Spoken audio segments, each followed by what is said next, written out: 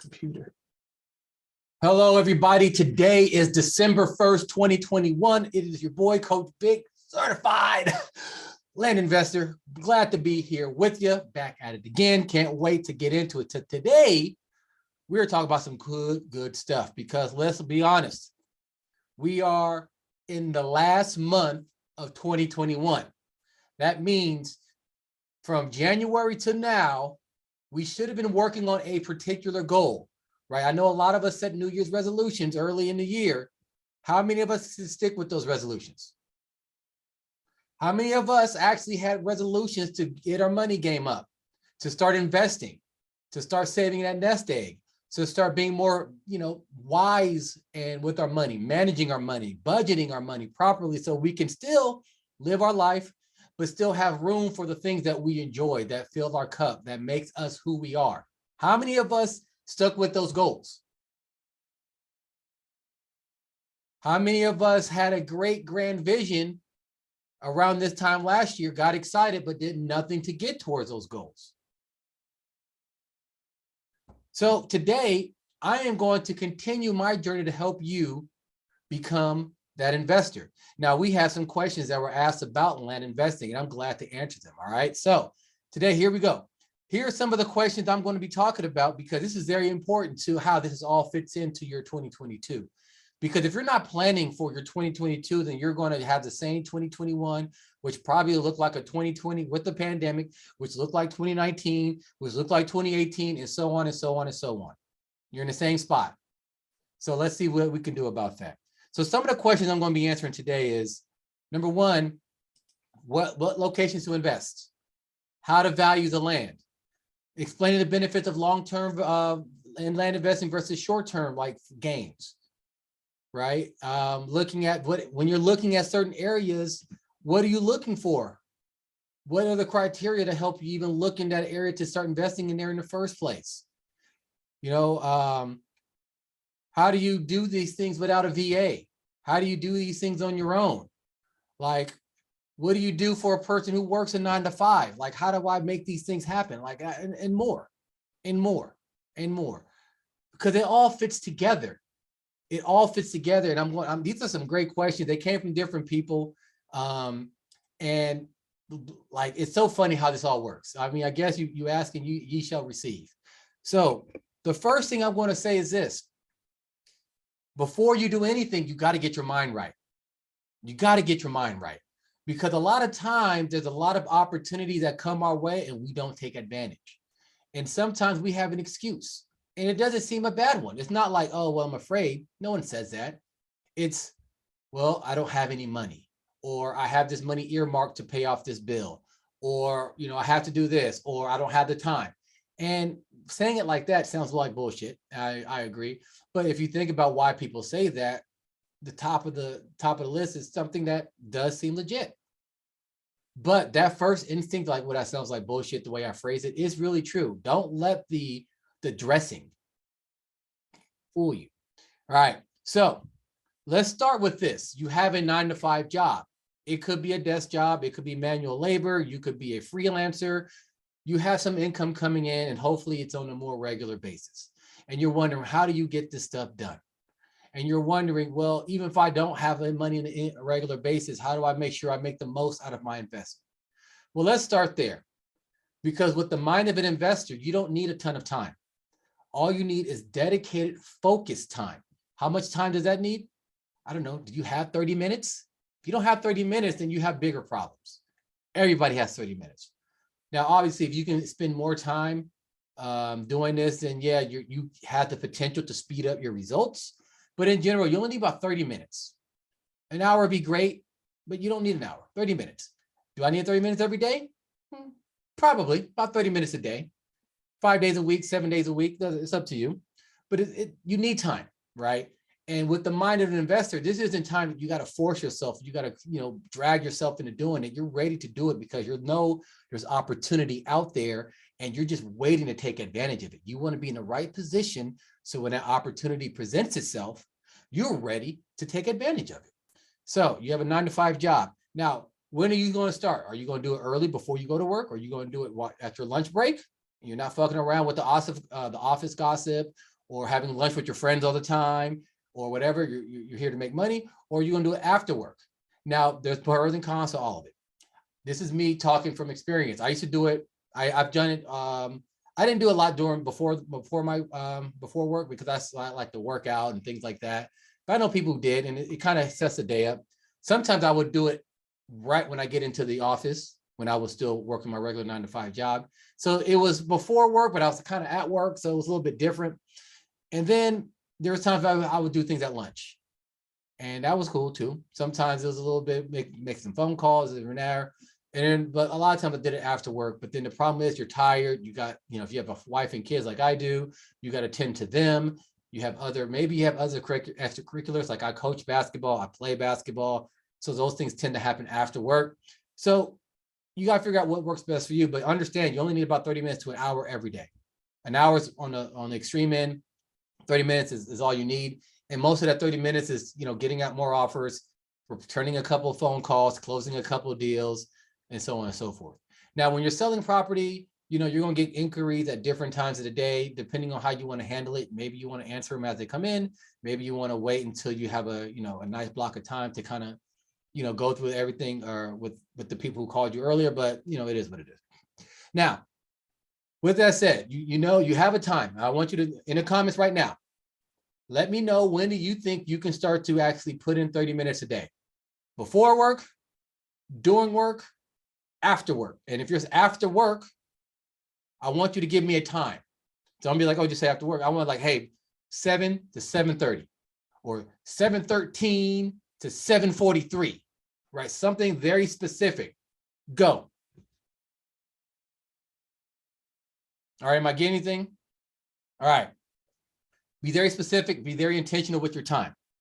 Now, you're asking me, what areas do I invest in? I have a time blocked out. I'm ready to go. I can do this every day. What areas do I invest in? Well, let me ask you this. How much do you got to invest? Because if you only have $1,000, you're not going to be, your options are limited. Yes, you can make it work. Yes, you can invest $1,000 and get a great return, $3,000 lot, $4,000 lot. Absolutely possible. I do it all the time. I love those deals.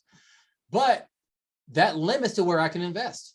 Not only the areas that allow such an investment, but me knowing this business, I don't invest in places where in these low dollar lots that I can't put a mobile home or a trailer on it.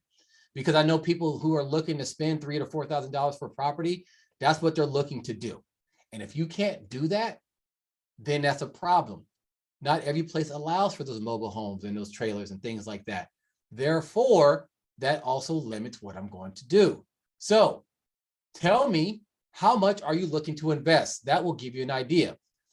What I like to do is I go on Zillow, I go on Lands of America, landwatch.com, Craigslist, and other places that have property for sale. Redfin, Trulia, which I think is part of Zillow. And I look and I see and understand, okay, I have $1,000, $2,000, $6,000, $10,000 to invest. That means I know the property that I'm looking for is probably worth 2 to 3 to 4 times what I have to invest. So if we stick with the $1,000 example, I'm looking to see where can I buy property on the market right now that is selling for about $4,000 or $5,000 or so. And then when I'm looking at that property and I'm looking at those listings, I'm like, okay, is the market liking these prices? Is there a lot of views? Is there a lot of activity? There are a lot of, or has these things been on the market for many, many months? That gives me an idea, right? I'm tuning my investor mindset, my goggles right here, my 3 goggles, right? The vision, the seeing what is out there that will support my investment. Am I making sense? Let me know in the comments right now. Can you hear me? Can you hear me? What's going on? Can you hear me? Okay, so far so good.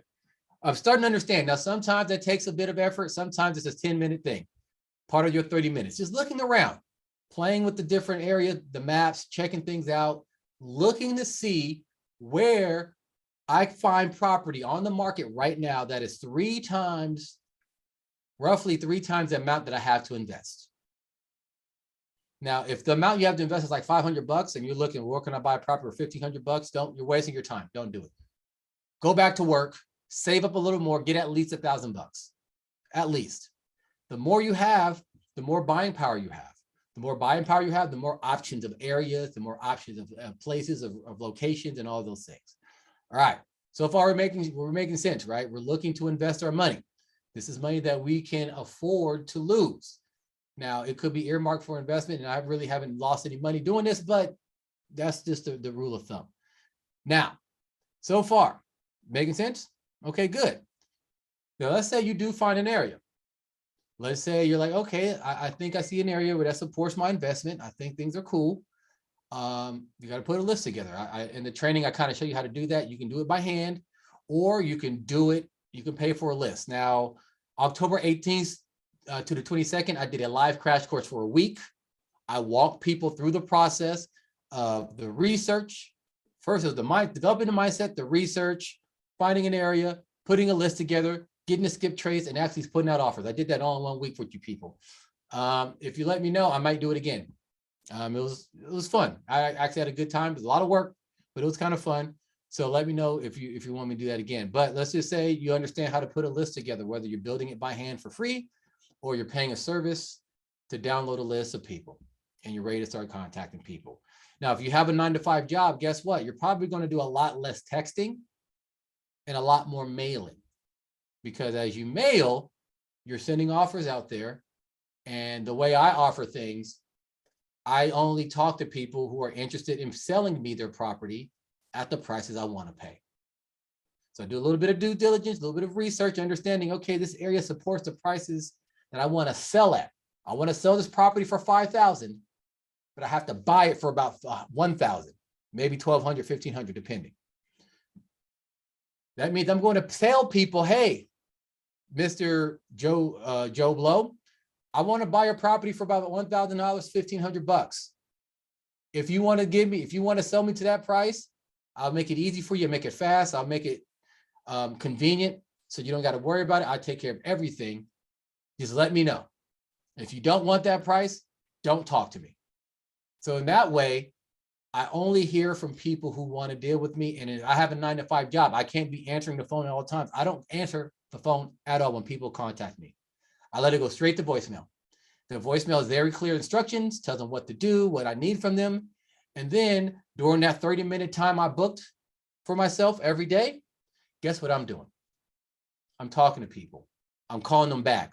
I'm hammering out deals. You guys making sense? Now, let's say I acquire a property or two for the price I want. How do I know if I should hold it or I should flip it? Well, let me ask you this. Why are you looking to hold it? Let's be honest. Why are you looking to keep it?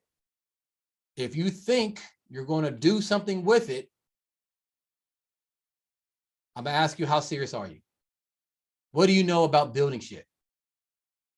What have you done research-wise to understand what you're going to need to do to build?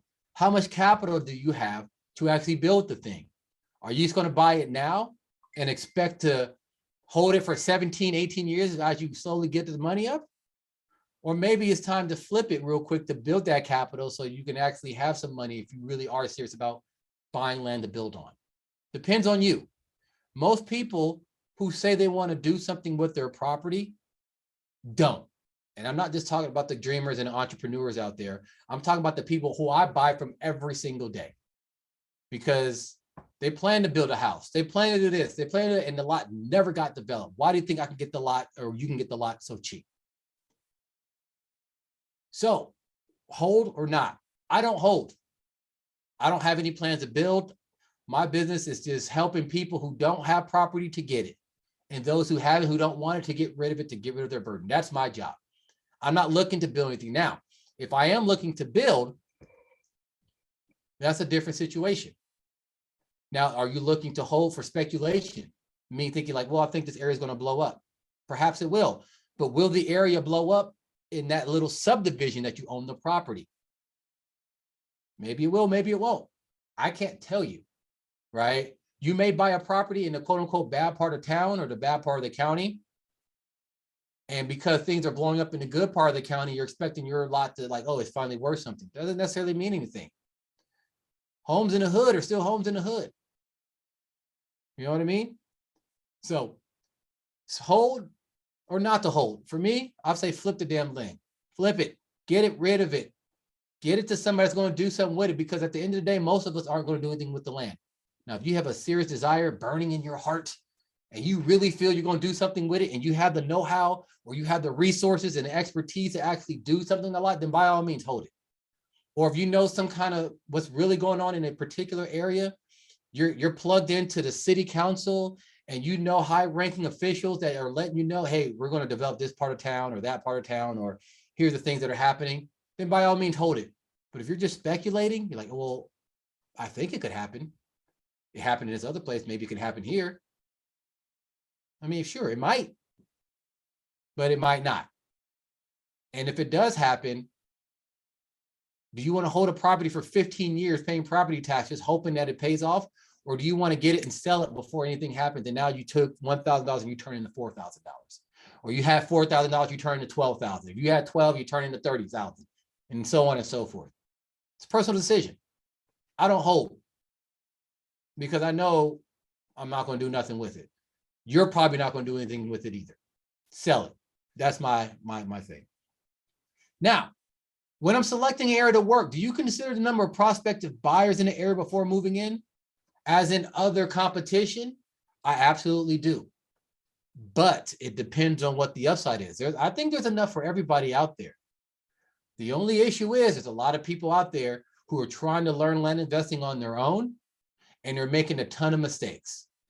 And those mistakes are hurting the people who do know what they're doing, because they're offering prices that they can't afford. They're offering prices that are way overvalued for the property. They're offering prices that they are hoping that just to lure them in, just to see if they can talk them down. And then when that doesn't happen, and I actually contact that landowner next, now they're jaded.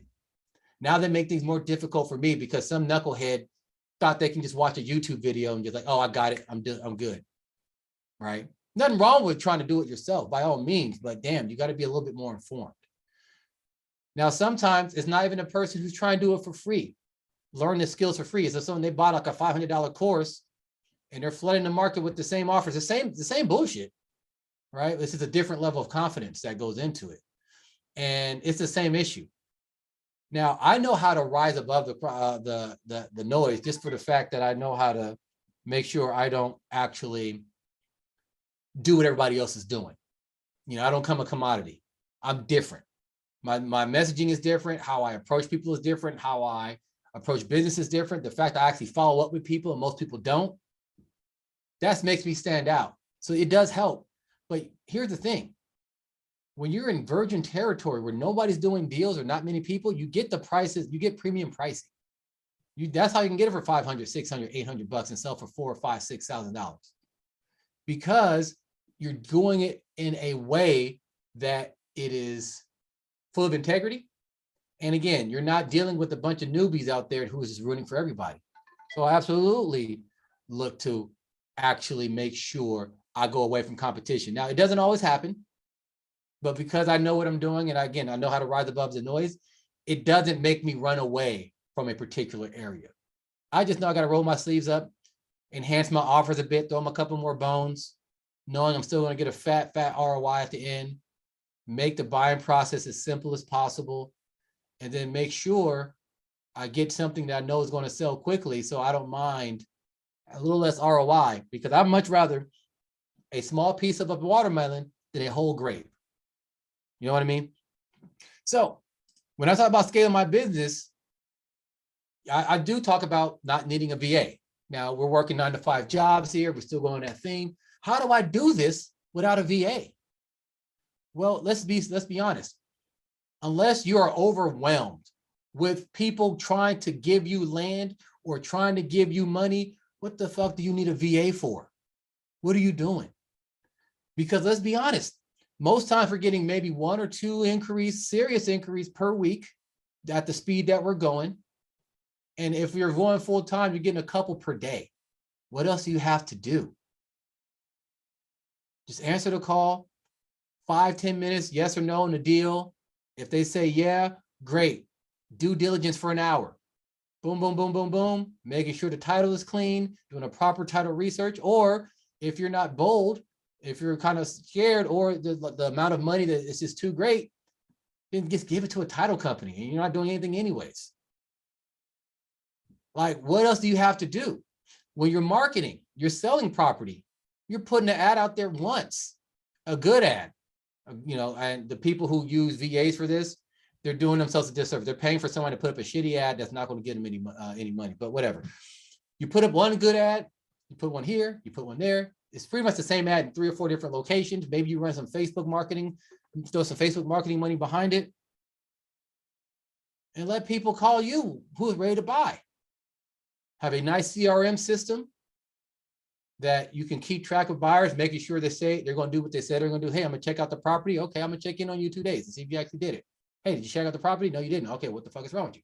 Oh, you did. Great. You want it? Yes or no? I do. Okay, give me the money. We do a transaction. We're done. Or you don't? Hey, it's all good. I might have something for you later. Boom, done. What do I need a VA for? I said it before. I said it again. My mentor is doing 600K, no VAs. One of his other students did 400K last year. This dude didn't go to college. He ain't got a bunch of technology experience. He's just consistent with his work. That's all it takes. Now, when you get to the point like, damn, I got to turn my phone off because I got too many people calling me. Well, then now a VA might come in handy. But until you have that problem, my phone just does not stop ringing. I can't get people to leave me alone. What do you need a VA for? Get some clever tools that works well with how you work. Make sure you're on top of it. And as long as you're following up with people you're going to buy from and people you're going to sell to, what do you need? And most of that follow-up is, guess what? Text. Who the hell keeps calling me? Most of that follow-up is text. So it's not like you're even on the phone that often. Text, email, whatever. So the key is to make sure you're using tools and things of that nature, and then setting time blocks. Again, we already said what time we're going to do it. To do it, you don't need a VA. So that's how that works. Now, I got another question. Somebody's asking me about, locking up a land contract, extra days for EMD, finding cash buyers. I'm like, dude, that's wholesaling. That's hella work. I don't do that. Why? I buy the land, I put it on the market. People who are interested call me, I sell it to them. That's it. I don't go out looking for buyers. Buyers find me. The only people I'm looking for are the people who are looking to get rid of their property because they don't know I exist. So I got to make sure I am known to them so they know I exist now. Trying to hook up buyers and sellers and do all this moving and shaking and do it within 30 to 90 days. For what? I mean, I sell that quickly in general once I have the property in my possession. But then sometimes it takes a while for a deal to go through. There's a deal I'm working on now. Three siblings, they own it. They inherited from their deceased parents. They're looking to sell. Now they got to figure out, okay, we got to get this court order. We got to get this thing signed by a judge. That takes time. If I have a buyer and a hook, I'm like for what? Just give me the property and I'll sell it to whoever who gives me the best price. One of my students in my private coaching group, they actually were dealing with the wholesaler. They didn't have any money. They couldn't pull another buyer, wasting our time because she didn't know that that's what was happening. So they actually, yeah, all right, I'll entertain this offer. We're going through title because I'm using somebody else's money. And in this state, you have to have a title attorney, or at least that's what the funder wanted. They were more comfortable with that. So like, all right, wait a second. Now there's legal fees to pay and all that. What type of person are you? You're trying to lie, said you're going to buy, but you ain't got no money and you don't have a buyer lined up. That's weak. It's weak. So yeah, for land flipping, I don't have to do any of that. It's not wholesaling, right? You just buy it, you have it for as much as you want, and you sell it. It's very simple. It's so straightforward. It's hard to understate how straightforward it is. All right. So far, I think I answered everyone's question, and I got 3 minutes to spare. So this is one more thing I'm going to give you guys because I'm in it. All right. when you are looking for property and you're looking to value the lot and you're looking to buy something, number one, understand these things. How big is it? Is it big enough to do something with? Right? If it's too small where you can't build on it, not a lot of people are going to want it. Number two, is it landlocked? Now, I'm not talking about just technically, where it's like you have to trespass on somebody else's property to get to the property that you're interested in. I'm talking about by technically they may be an easement from the county, but then it's all overgrown with trees and shrubbery where you can't see. There's no road anymore. It's just forest. And no one knows where the land begins or the parcel ends and begins, right? You won't know that until you look at a more updated version of like Google Maps or Google Earth, or you have somebody go out there and inspect it. Now, I've never have anybody look at a property beforehand. I can usually tell if it looks bad on Google Maps, it's going to look worse in person. So that tells me it's like either do I want to deal with this headache? And if I do, I'm definitely going to talk them down. Like, look, man, it's overgrown, it's shrubbery, there's no road anymore. I don't know how to get to it. I can't offer you what I said I was going to offer you, but I still want it. Or they're like, you know what? I don't want it. I'm not going to be sure how to find it. And if I can't find it, there's no way a regular human being who's just looking to buy a property is going to be able to find it. So I say, forget it. So just make sure of that.